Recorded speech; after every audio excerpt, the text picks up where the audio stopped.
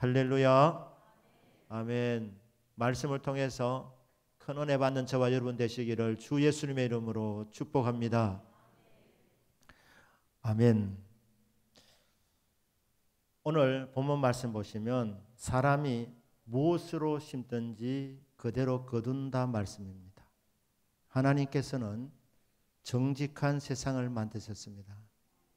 하나님께서 천지 만물을 엑스 니힐로, 그러니까 아무것도 없는 데서 우주 만물을 만드셨습니다. 참 아름다운 세상, 멋진 세상을 만드셨습니다. 동시에 정직한 세상을 만들어 주신 것입니다. 땅은 거짓말하지 않습니다. 땅은 우리가 씨앗을 뿌린 그대로 열매를 맺도록 합니다. 보리를 심으면 보리가 나지 밀이 나지 않습니다. 밀을 심으면 밀이 나고, 콩을 심으면 콩이 나고, 팥을 심으면 팥이 나게 만들어져 있습니다. 종류뿐 아니라 질뿐 아니라 양적으로도 마찬가지입니다. 많이 심으면 많이 거둡니다. 적게 심으면 적게 거둡니다. 안 심으면 안 거둡니다. 그러니까 심어야 거두게 되는 것입니다. 육체를 위해서 심는 사람은 육체로부터 썩어진 것을 거두고, 성령을 위해서 심는 자는 성령으로부터 영생을 거둔다. 이게 무슨 말이냐? 이 물질 세계만 하나님이 정직하게 만들어 놓은 것이 아니라 눈에 보이지 않는 이 영적인 세계도 똑같다는 것입니다. 영적인 세계도 심는 그대로 거둡니다. 육을 위해서 심으면 썩어진 것을 거두고, 성령을 위해서 심는 사람은 성령으로부터 영생을 거둡니다. 사랑을 심으면 사랑을 거둡니다. 미움을 심으면 미움을 거둡니다. 어떤 사람은 상대방을 괴롭히려고 미워하는데 참 어리석은 것입니다. 그 미움을 심으면 상대방이 괴로움을 당하는 것이 아니라 결국 심은 대로 본인에게 미움을 거두게 되는 그날이 오게 되는 것입니다. 은혜를 심으면 은혜를 거둡니다. 축복을 심으면 복을 거두게 됩니다. 무엇으로 심든지 이 영적인 분야에서도 심은 그대로 거두게 되는 것입니다. 그러면 성도는 무엇을 심어야 합니까? 예수 그리스도를 구주로 믿는 순간 저와 여러분은 하나님의 자녀가 되었습니다. 믿습니까? 하나님의 자녀가 되었을 때에 주님 우리에게 이렇게 말씀합니다. 너희는 세상의 빛이다. 세상의 소금이다. 좀 신앙생활을 좀 하다가 어느 정도 경지에 올라갈 때 그때 빛이 된다. 소금이 될 것이다. 이렇게 말씀하지 않고 믿는 순간 이미 빛이 되었고 소금이 되었습니다. 그렇기 때문에 빛의 자녀는 빛의 열매를 맺어야 되는 것입니다. 그럼 빛의 열매가 무엇이냐? 마태복음 5장 13절에서 16절까지 예수님께서 제자들에게, 그리스도인들에게 너희는 세상의 빛이다, 소금이다 이렇게 말씀하시고 5장 16절에서 이같이 너희 빛이 사람 앞에 비치게 하여 그들로 너희 착한 행실을 보고 하늘에 계신 너희 아버지께 영광을 돌리게 하라. 빛이 비치게 하는 삶이 뭐냐 하면 착한 행실이라고 말씀하고 있습니다. 그래서 그들이 불신자들로 하여금 너희들이 착한 행실을 하는 것을 보고 하늘에 계신 너희 아버지께 영광을 돌리게 하라. 성도가 빛된 생활을 한다는 말은 달리 말하면 선한 행실을 한다는 것입니다. 선행을 해야 된다는 거예요. 선을 쌓으라는 거예요. 선을 쌓으면 선을 거두게 됩니다. 그러면 오늘 갈라디아서 6장 7절에서 9절까지 읽었는데 6장 1절에서 10절까지 전후 문맥을 보면 성도가 행하는 빛된 생활, 선한 행실이 뭐냐는 것입니다. 몇 가지가 있지만 저는 한 두 가지를 말씀드립니다. 두 가지. 하나님께서 성도들에게 선한 행실을 하도록 이 땅에 교회 공동체를 주셨습니다. 여러분 예수 믿으면 천국 가는 줄 믿습니다. 천국 가면 되는데 왜 교회를 주셨습니까? 믿는 사람들의 모임인 교회를 허락해 주신 것은 이곳에서 구원받은 하나님의 자녀들이 서로 사랑으로 섬기도록 섬김의 장, 사랑을 실천하는 장으로 교회를 주신 것입니다. 그래서 갈라디아서 6장 1절에 시작할 때 형제들아 이렇게 말 형제들아 형제 자매들 여러분 예수 그리스도의 그 보배로운 십자가의 그 피를 믿는 순간 우리는 하나님의 자녀가 되었습니다. 그리고 이 교회 공동체에서 형제 자매가 된 것입니다. 한 피 받아 한 몸 이룬 형제 자매가 되었습니다. 형제 자매가 서로 사랑으로 섬겨야 하는 것입니다. 섬기는 공간으로 사랑을 실천하는 공간으로 교회를 주신 것입니다. 그럼 어떻게 하는 것이 사랑을 실천하는 것인가? 교회 안에는 믿음 좋은 사람도 있지만 믿음이 약한 사람도 있습니다. 그러면 신령한 사람, 그렇죠? 신령한 사람, 성령 충만한 사람, 성령의 사람, 그 사람이 다가가서 그 약한 자를 보다듬어 줘야 된다는 거예요. 약한 자를 강하게 세워줘야 된다는 것입니다. 심지어 범죄한 사람, 범죄가 드러나는 경우에 온유한 심령으로 그런 사람을 바로잡고 네 자신도 시험을 받을까 살펴보면서 접근하라고 말씀하고 있습니다. 이 바로잡는다는 말이 뼈가 어긋난 것을 원위치 시켜준다는 말입니다. 형제 자매 중에 누군가가 지금 뼈가 어긋나서 탈골이 되어서 얼마나 아프겠습니까? 아야 아야 이러는데 형제라고 하는 이 지체라고 하는 그리스도인들이 옆에서 보면서 내가 안 다쳤으니 나는 괜찮다 이럴 수 있느냐는 겁니다. 한 피바다 한 몸 이룬 형제 자매가 지금 뼈가 어긋나서 너무너무 고통스러워서 부르짖고 있을 때 그때 외면하지 말고 내가 당한 일이 아니니까 내가 괜찮으면 괜찮다 이게 아니고 다가가서 그 어긋난 그 뼈를 다시 원위치 시켜주라는 겁니다. 범죄한 사람 다시 믿음의 자리로 회복될 수 있도록 온유한 심령으로 다가가라는 것입니다. 겸손하고 온유한 심령으로 나도 같은 죄를 지을 수 있다는 이런 마음을 갖고 아니면 정죄하는 것 아닙니까? 비판하는 마음을 갖고 교만한 마음으로 가면 의도는 좋았지만은 치유가 일어나는 것이 아니라 피차 상처를 주고받기 때문에 그런 사람이 보이면 기도하라고 하는구나 그렇게 보여져야 되는 것입니다. 그리고 다가가서 그 상처를 어루만져 주어야 된다는 것입니다. 교회 공동체 안에는 이런 사랑의 돌보미들이 사랑의 섬김이들이 많아야 한다는 것입니다.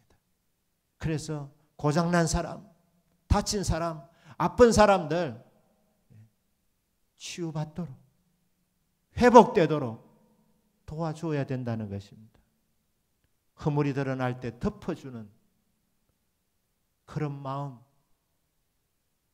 기도해 주는 마음, 심각한 죄를 지었다 하더라도 그것 다니면서 드러내어서 다시는 교회 못 나도록 그렇게 만드는 것이 아니라 그런 사람 다가가서 그 상처를 보다듬어주고 싸매어주고 안아주고 그리고 치유해 주라는 것입니다. 이렇게 사랑을 실천하는 공동체 이게 교회라는 것입니다. 2절에서는 서로 짐을 져주라는 겁니다. 성도도 살다 보면 짐을 질 때가 있습니다. 혼자 감당하기 힘든 무거운 짐을 질 때가 있습니다. 그때 같이 져주라는 것입니다. 그 무게를 좀 경감시키도록.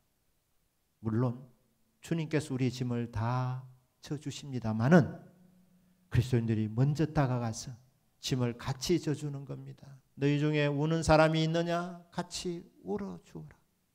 너희 중에 웃는 사람이 있느냐? 그러면 진심으로 축하해 주어라. 같이 울고 같이 웃고 무거운 짐을 질 때는 같이 그 짐을 져주는 이런 사랑을 실천하라는 것입니다. 자, 이 사랑을 실천하는데 계속해서 사랑을 실천하면 결국 누구의 가장 큰 혜택이 돌아오느냐? 그 사랑을 실천하는 그 사람에게 심은 그대로 거두게 됩니다.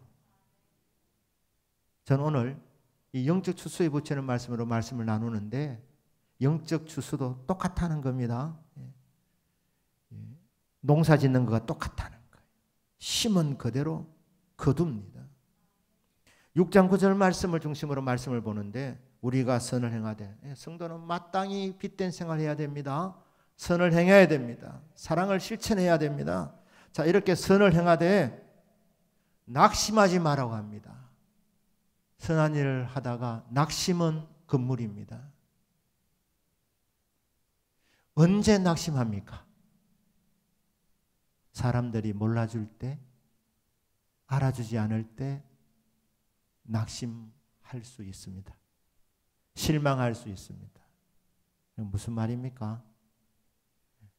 사람의 칭찬과 인정에 목매지 말라는 겁니다.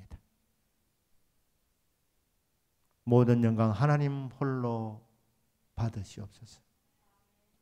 이름도 없이 빛도 없이 감사하며 섬기리다. 그러니까 사람의 칭찬과 사람의 인정을 받으려고 하다 보면 실망하게 됩니다. 환경을 통하여서 실망하게 됩니다. 선한 일 많이 하는데 왜 내 삶에는 더 어려움이 더 많아지는가? 왜 고달픈가? 하나님이 복을 주시기는커녕 왜 내 삶은 왜 이렇게 풀리지 않느냐? 계속 꼬이기만 하느냐? 왜 일이 안 되느냐?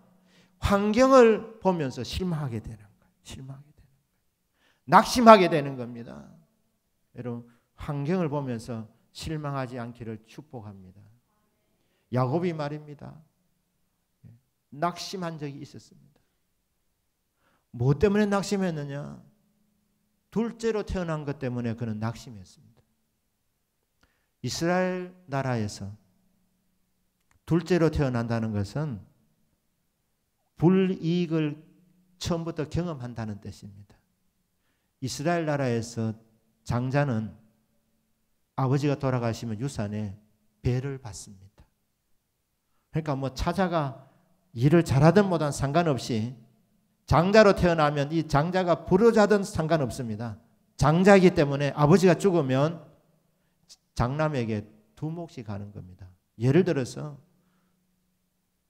두 자녀가 있다고 치면 아버지 돌아가시면 아버지 재산을 3등분합니다. 그래서 장남에게는 3분의 1을 주고 둘째에게는 3분의 1을 줍니다. 그러니까 둘째는 태어나면서부터 형이 받을 유산의 반틈밖에 못 받는 거예요. 그러니까 야곱이 딱 생각할 때, 야, 이거 불공평하다는 거예요. 불공평하다. 왜 똑같이 못 받고 형은 내보다 더 배를 받는가? 이 환경을 바라보면서 낙심하는 거죠. 환경을 원망하는 겁니다. 그리고 이스라엘 나라는 제사 드리는 나라, 예배하는 민족입니다. 장남은 예배를 인도합니다. 그런데 이것도 불공평하게 보이는 거예요. 왜냐하면 형은 믿음이 없는 사람이라, 자기는 하나님 믿는 사람이라. 예배는 누가 드려야 합니까? 믿는 사람이 드려야 되는 거 아닙니까? 근데 형 에서는 불신자입니다. 불신자. 그런데 장남이기 때문에 불신자가 예배를 인도하는 권한을 받은 거예요. 가정의 믿음의 족장이 되는 거예요. 믿음의 족장. 그러니까 둘째가 생각할 때 이건 불공평하다는 거예요. 첫째, 내가 둘째로 태어나서 분하고, 둘째로 태어났기 때문에 믿음이 있는 내가 예배를 드리고 싶은데, 믿음의 족장이 되고 싶은데, 장자로 태어난 형이 불신자임에도 불구하고 족장이 되는 거예요. 족장. 그러니까 이거는 unfair한 것이죠. 불공평한 거예요. 불공평한 거. 그러니까 내 인생 성공하려면 장자가 되어야 되겠구나. 그래서 형을 속인 겁니다. 그런데 사람들이 말입니다.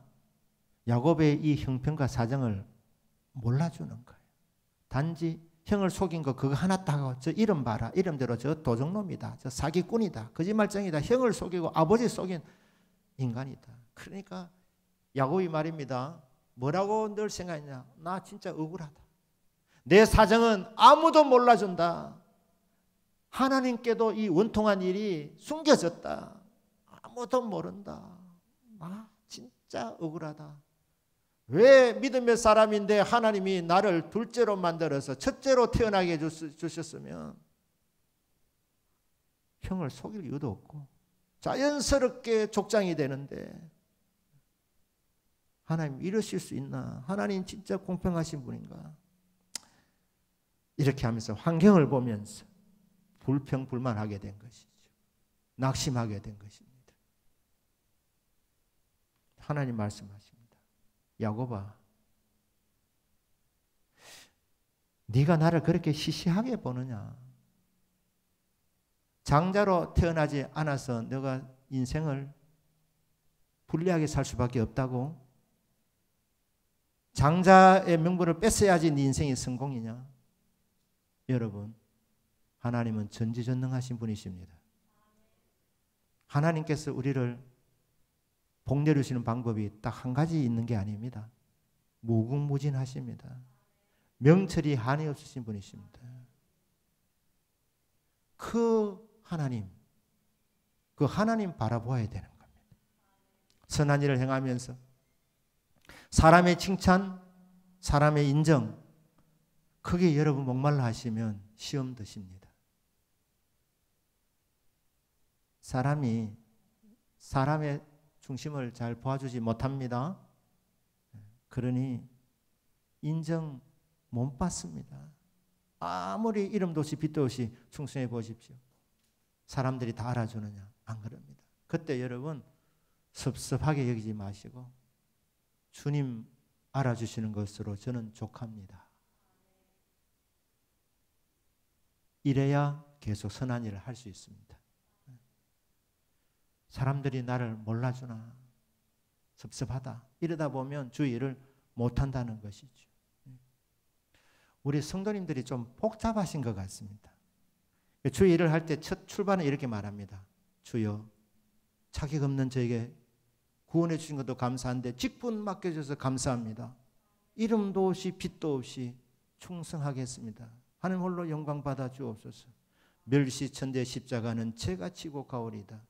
여러분 처음 앞에 주님 앞에 부름받을 때 이런 마음으로 찬송을 안 부르는 사람 누가 있습니까? 그런데 이름도 없이 빛도 없이 충성한다고 그렇게 시작해놓고 실제로 그렇게 하기도 합니다. 그럼에도 불구하고 사람들이 알아주어야 되는 거예요. 참 이게 이 성도의 참 이 욕심을 다 설명할 수가 없는 부분인데 이름도 없이 빛도 없이 하면서 그러면 하나님 한 번만 알아주면 되는데 사람 몰라주면 서운한 거예요. 사람이 몰라주면 섭섭한 마음이 드는 거예요. 그러니까 둘 중에 하나 하시면 됩니다. 사람 보고 하시든지 아니면 하나님 보고 하시든지. 그런데 우리 성도는 하나님 보고 해야 되는 것이 마땅한 것 아니겠습니까? 하나님 보고 하실 때에 사람이 몰라줘도 주님이 알아주시면 저는 족합니다.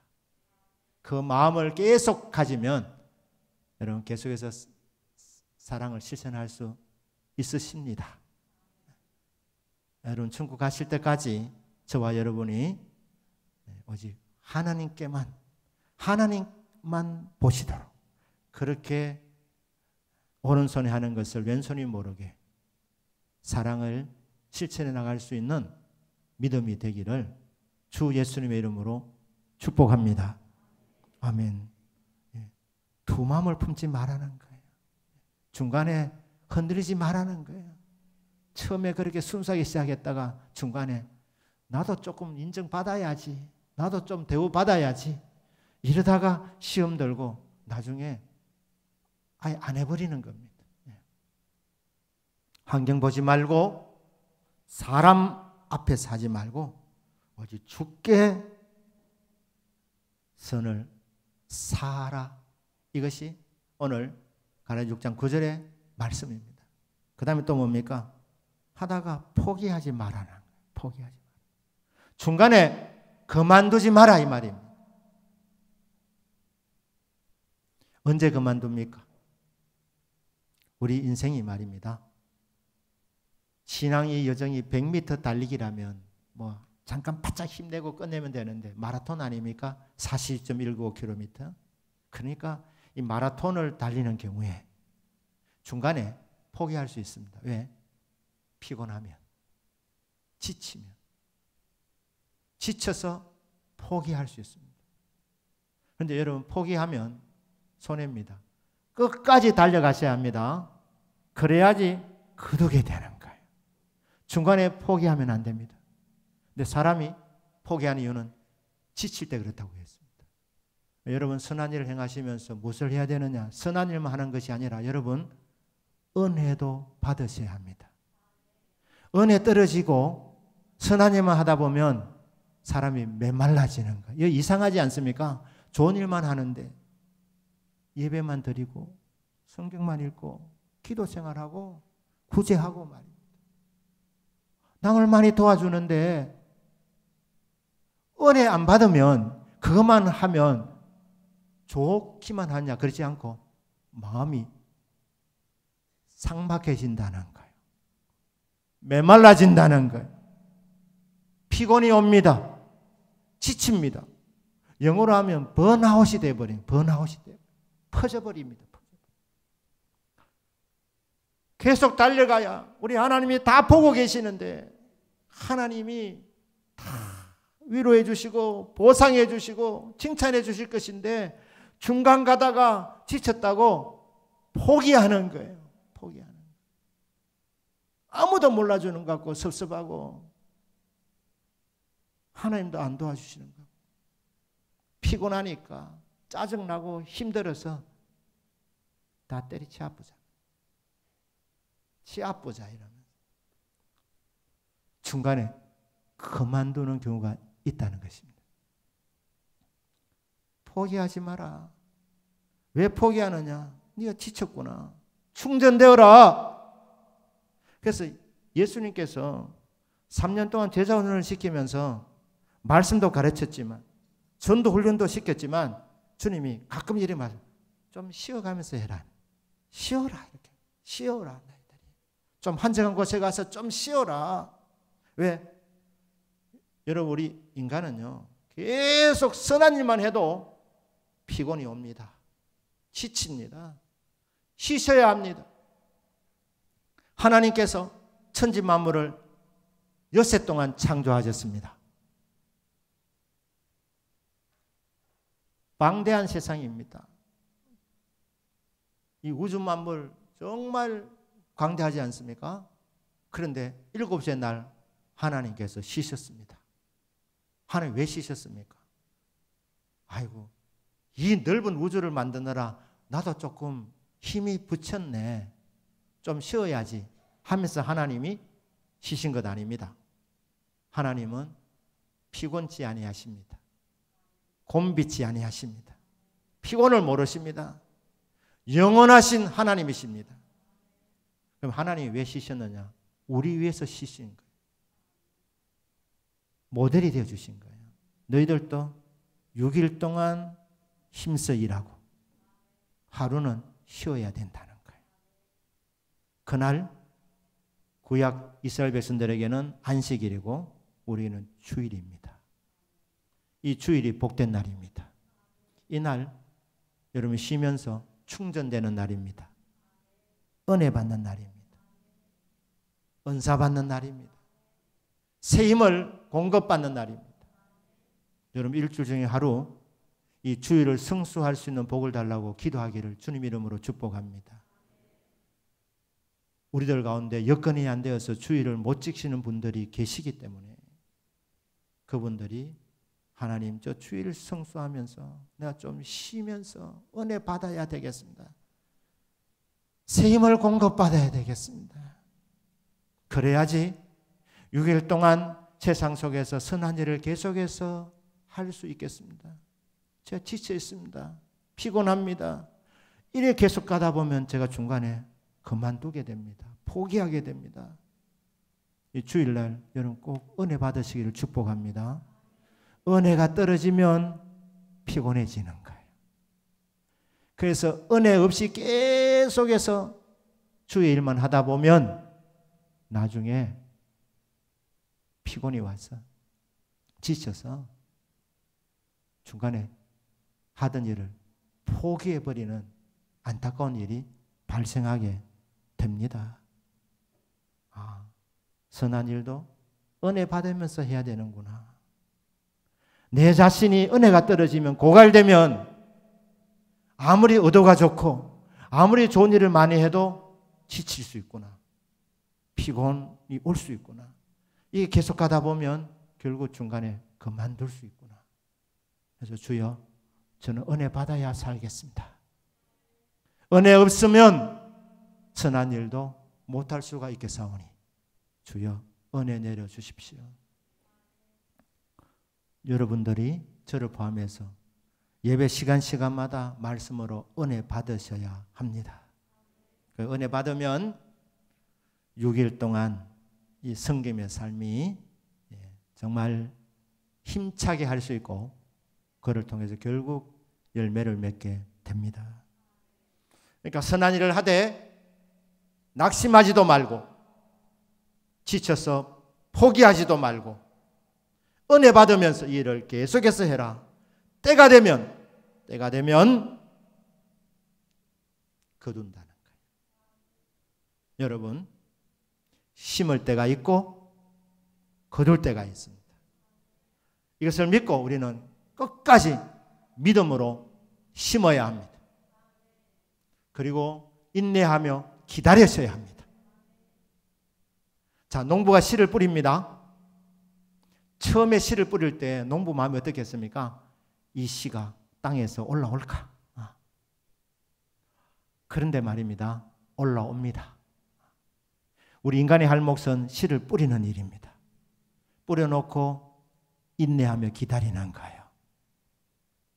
땅 속에서 이 씨앗이 땅을 뚫고 올라오기를 기다리는 거예요. 믿음으로. 그러면 올라옵니다. 누가 올라오게 합니까?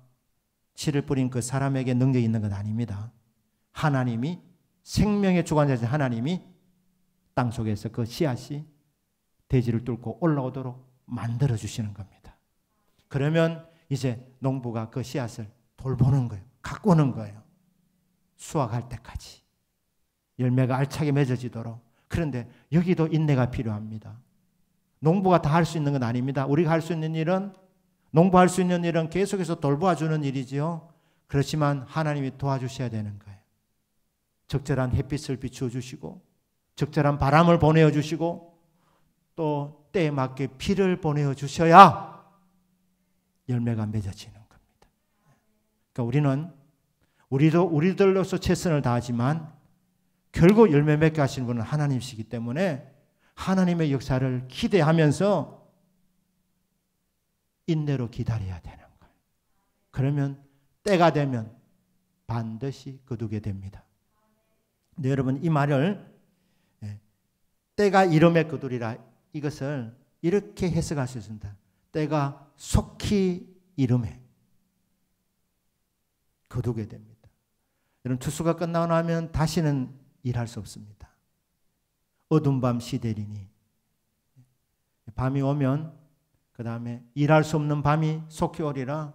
그 다음부터 내가 게을렀구나, 내가 은혜 받았는데 주님 앞에 갈 때 좀 봉사해야지.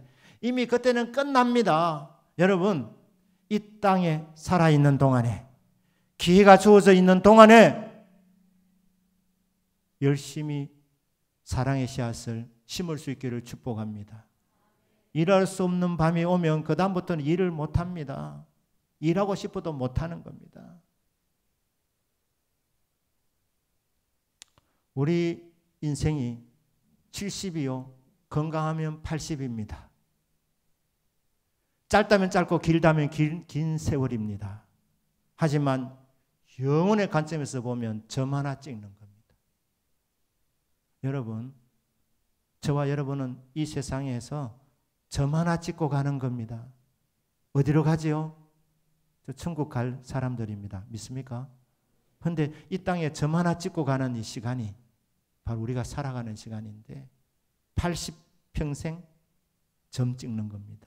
요즘은 의술이 발달되어서 100세 인생이라. 그래서 제가 양보해서 100세로 치겠습니다. 20년을 보태가지고.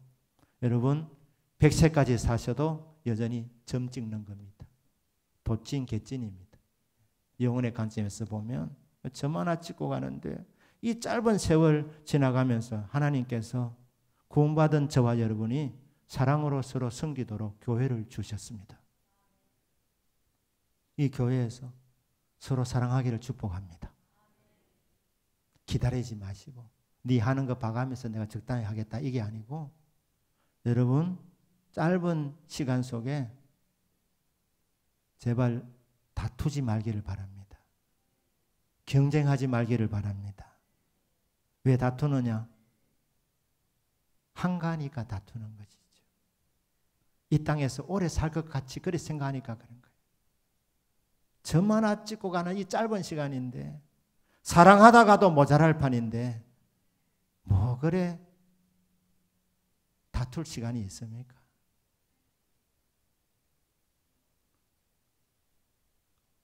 오늘 말씀을 전하는 저나 또 말씀을 듣는 여러분이 같이 다짐하는 시간 되기를 바랍니다.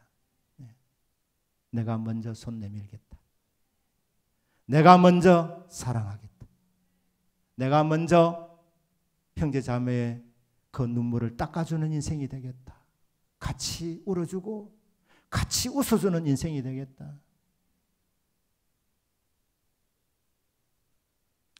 시편 133편에서 보라 이렇게 주의를 한계시길 말합니다. 형제가 연합하여 동거함이 어찌 그리 선하고 아름다운고. 그리스도인이 서로 사랑으로 섬기게 될 때 하나님 보실 때 그 공동체가 선하고 아름다운 공동체라고 말씀합니다. 하나님 보시고 아름답다 하시는, 하나님 보시고 착하다, 선하다 하시는 거예요. 머리에 있는 보배로운 기름이 수염 곧 아론의 수염에 흘러서 그의 옷깃까지 내림 같고 헐몬의 이슬이 시온의 산들에 내림 같도다. 거기서 여호와께서 복을 명령하셨나니 곧 영생이로다. 그 사랑의 연합체 위에 하나님 보실 때 아름답고 선하다고 하시는 그 공동체에 하나님께서 이슬을 내려주신다는 거예요. 이슬. 헐몬산은 그 고대 근동 그 이스라엘 지역 그쪽에서 가장 높은 산입니다. 그 높은 산에서 내리는 이슬이 시온의 산들, 예루살렘 성전이 있는 그곳에 이슬이 내린다는 거예요. 예배를 인도하는 제사장 아론의 그 보배로운 머리에 있는 기름이 수염으로 흘러내리고 옷깃까지 흘러내린다. 여러분, 기름, 이슬은 복을 상징합니다. 하나님께서 이 아름다운 공동체 위에 하나님께서 하늘 위에서부터 복을 내려주신다는 겁니다. 그리고 이슬과 기름은 성령을 상징합니다. 공동체에 성령을 부어주시는 거예요. 그래서 복의 공동체, 성령의 공동체로 만들어주십니다. 어떤 곳에? 형제가 연합하여 하나 되는 그곳에. 그러니 여러분, 이 짧은 세월 지나가면서 점 하나 찍고 가는 이 인생살이에 하나님이 섬기라고 교회 공동체를 주셨구나. 그러니까 내가 섬기는 일에 앞장서리라. 사랑으로 섬기는 겁니다. 그러면 하나님께서 결국 거두게 주신다는 겁니다. 성령을 부어주신다는 거예요. 복을 내려주신다는 겁니다. 이 은혜가 있기를 주 예수님의 이름으로 축복합니다. 기도하기를 바랍니다.